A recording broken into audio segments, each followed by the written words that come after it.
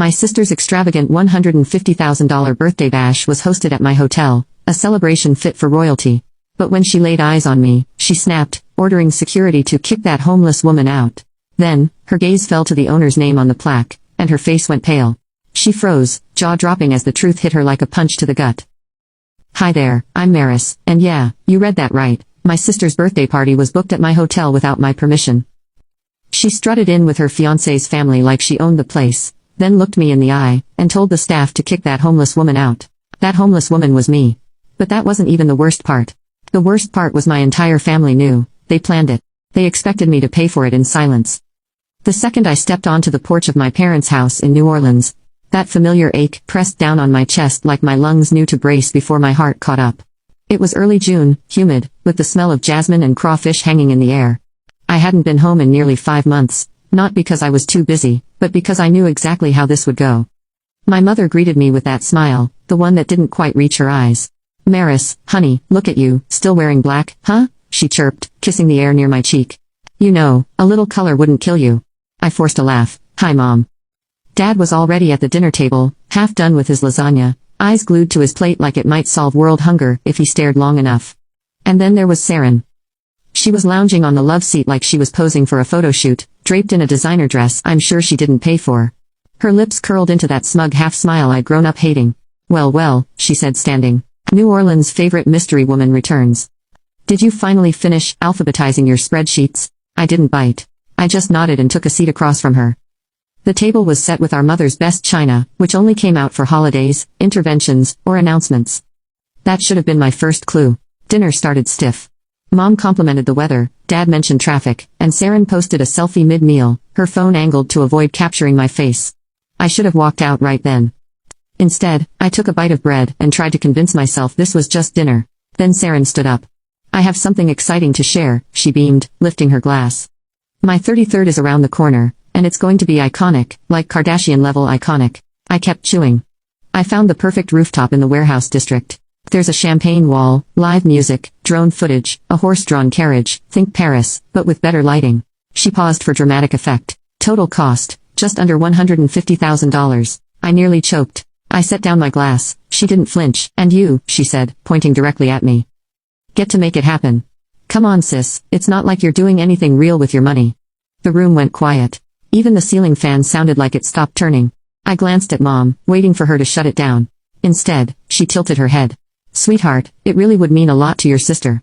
You've been so blessed lately, isn't it time to give back a little? Dad kept chewing, didn't look up, didn't say a word. That's when it hit me. I wasn't family. I was funding. I tried to swallow my rising anger, but it tasted like betrayal. I excused myself from the table before I said something I'd regret. Back at my place, I sat at the kitchen island with a glass of wine, and tried to scrub the night from my memory. My phone buzzed. It was Ina, my operations manager and the only person in my life with a working radar. Check Saren's Instagram story, she texted. I opened it. She posted a real split screen. On one side, her sipping champagne with her event planner. On the other, a video of my car pulling into my driveway, windows down, paint a little faded. The caption: when your rich sister lives like she's in witness protection. The comments were already piling up. At least she's not pretending to be someone she's not. That house screams anxiety LFAO. She drives that? I stared at the screen, my jaw clenched so tight I thought my molars would crack. I wanted to scream. I wanted to tell every single commenter exactly what I'd built, what I owned, how I paid for it all with my own 2 hands. But I didn't. I just stared. She thinks this is over a birthday party. She has no idea what she just started. 2 days passed. I didn't return a single call, didn't answer any texts from my family. Ina offered to take my phone and throw it in the Mississippi, and honestly, I was tempted. Instead, I turned off notifications and drowned myself in zoning permits and spreadsheets. My hands worked, but my chest was tight the whole time. The video was still up, still getting likes, still being reshared by people who didn't even know me. People who found it hilarious that I drove a 10-year-old car, and didn't flaunt my money like I stole it. She's not going to stop, Ina said, tapping her fingers on the conference table. I know, I said, but she's not the one I'm worried about. She raised an eyebrow, but I didn't explain. I'd seen this coming in pieces, like slow leaks under drywall. But now the wall had cracked, and behind it, the rot was spreading. That afternoon, I was reviewing contracts when I saw a familiar figure through the frosted glass of my office door. My stomach dropped. My mother didn't make appointments. She breezed in like she owned the place, arms full. I thought I'd stop by, she said, placing a Tupperware of banana bread on my desk. Still no receptionist. You really ought to make this space more welcoming. I forced a smile. Hey Mom. She sat down like she'd been invited. You're working too hard. You always do, just like your father. Though he was never great with money, you get that from me. I stayed silent. I could feel Ina's eyes on me through the glass, but I didn't call her in. Then Celeste reached into her handbag and pulled out a cream envelope. I brought something for you to look at, she said lightly, like it was a recipe or a Christmas card. I opened it slowly, expecting nothing, maybe a thank you note for showing up to dinner. Instead, it was a printout, a budget breakdown. At the top, Saren's 33rd dream event. Halfway down, underlined in pink highlighter, venue contribution, Maris Calder, $150,000, confirmed. My throat went dry. Confirmed. I said, my voice sharp. Who confirmed this?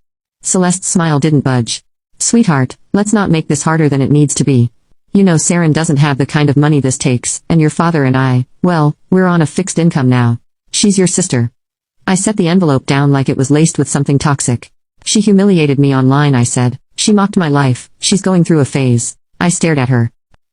You're really asking me to foot the bill for the person who just used me as a punchline for her followers. I'm not asking. Now you can watch the second part by pressing share and more.